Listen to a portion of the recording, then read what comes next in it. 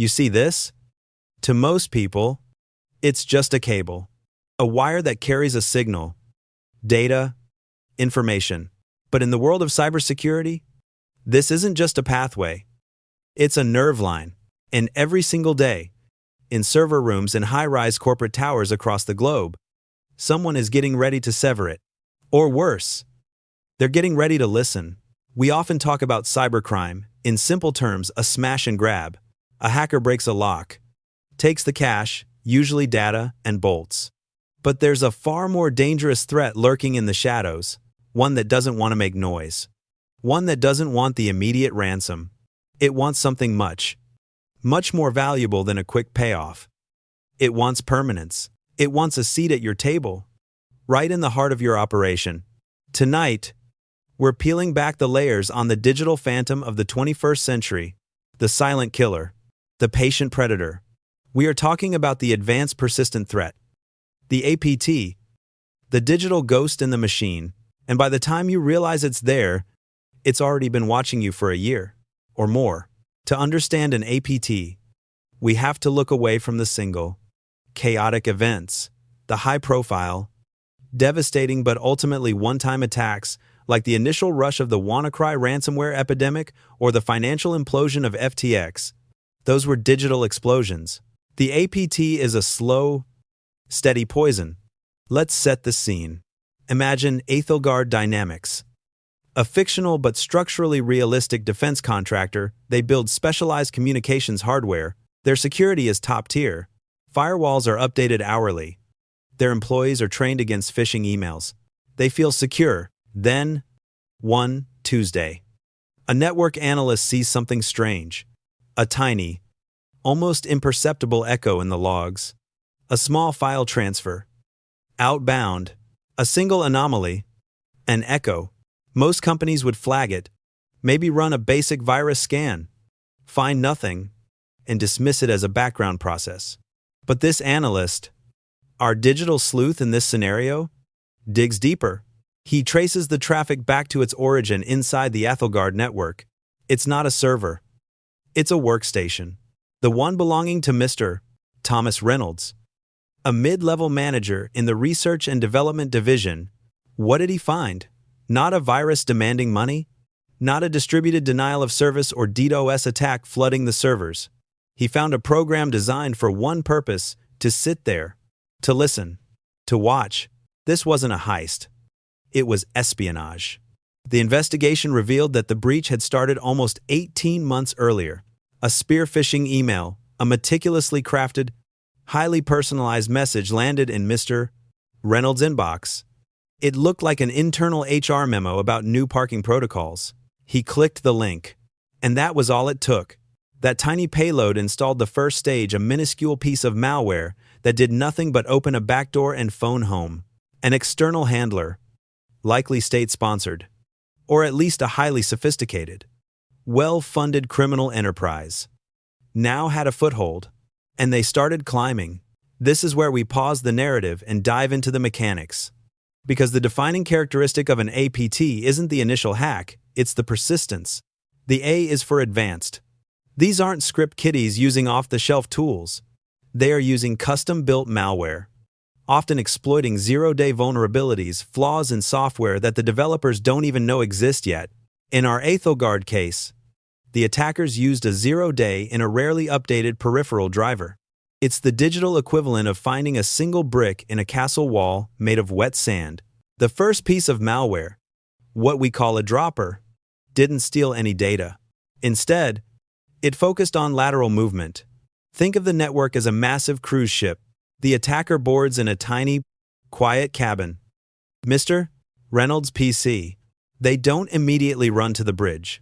They quietly snoop around their cabin, steal the keycard of the person next door, and use it to access the next cabin. They keep repeating this, escalating privileges by stealing credentials, cracking weak passwords they find in plain text files, and using social engineering techniques against high-value targets. They were patient. They spent a year moving, one workstation at a time, until they reached the data vault, the central server holding the blueprints for Aethelgard's top-secret communication arrays. And here is the P for persistent. They didn't just put one key under the mat. They created multiple backdoors.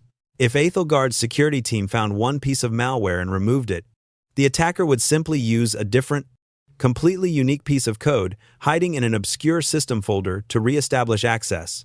It's redundancy built into the attack.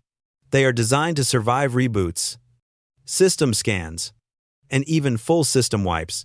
And finally, the T for threat. Their goal was not chaos, but knowledge. They weren't looking for a quick ransom payment that might be paid in traceable Bitcoin. They wanted the intellectual property, the crown jewels, the competitive edge that the nation funding them could use to leapfrog years of R&D. We are talking about billion-dollar industrial espionage. And this kind of threat demands the highest level of investigation, which is why we produce this cybercrime documentary series to expose how deep this rabbit hole goes. The moment came when they finally hit the target server. But instead of the frantic, mass data download we might associate with a classic hack, their operation was surgical. They didn't download gigabytes of data all at once. They broke the blueprints, the sensitive files, into tiny, encrypted chunks. They then used a technique known as data exfiltration by steganography. They hid the stolen data inside the metadata of harmless, daily outbound traffic. Think of it like sending thousands of innocent-looking corporate JPEGs and PowerPoints out every day. But each one has a microscopic piece of the blueprint embedded within its file properties. The total theft took almost 4 months. The analysts caught them not because of the size of the data, it was too small to trip any alarms, but because the destination was wrong. The data was leaving the network and going to an unknown server cluster in a foreign nation, using a protocol that was rarely, if ever, used by that department. It was the digital equivalent of a library book being checked out by someone who has no business having it. The fallout was catastrophic. Ethelgard Dynamics lost years of proprietary research, worth billions on the global market. They didn't have a public breach announcement because no customer data was compromised. But the damage to their competitive edge was immeasurable. They had been compromised from the inside out, and the attackers were long gone, leaving only a few encrypted shell scripts behind digital breadcrumbs leading nowhere. What the Ethelgard case, and the many real-world examples studied by the FBI and Interpol show, is that the APT is the pinnacle of cyber warfare and sophisticated crime. Their success is built on two things: time and the assumption of security. We can't stop these groups from trying. The money, the power, and the state-level backing are too great. But we can make their job hell. We can raise the digital cost of entry so high that they simply move on to an easier target. This is not just for corporations. The tactics of the APT, the spear phishing, the focus on credential theft are now being deployed against high-value individuals, journalists, and activists. If you are a target, these are your defenses.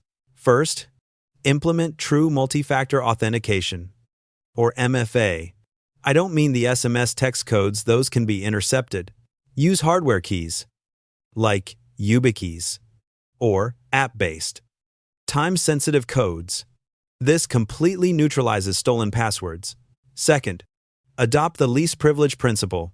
Your corporate machine, or even your personal work PC, should only have the permissions it needs to do its job. If you're a marketing manager, you should not have admin access to the R&D server. If an attacker lands on your machine, they are immediately cornered. Third, implement zero-trust architecture. This is the new gold standard. It means never automatically trusting anything inside or outside the network. Every user, every device, every connection must be verified before granting access. It's inconvenient, but it's the only way to stop lateral movement. Finally, commit to active threat hunting. Don't wait for the alarm bell. Proactively look for the quiet echoes, the strange outbound traffic, the rarely used protocols, the files where permissions were silently changed. This requires specialized tools and dedicated security professionals. The APT doesn't want to be seen. They rely on the sheer scale of the digital world to hide in plain sight. But we are getting better at mapping that world. We are getting better at spotting the faintest ripple in the deep, dark ocean of the internet. Thank you for watching this cybercrime documentary. The digital world is vast. The threats are real. And the ghost is always watching. Be vigilant. Stay safe. Stay anonymous. This is the Digital Sleuth.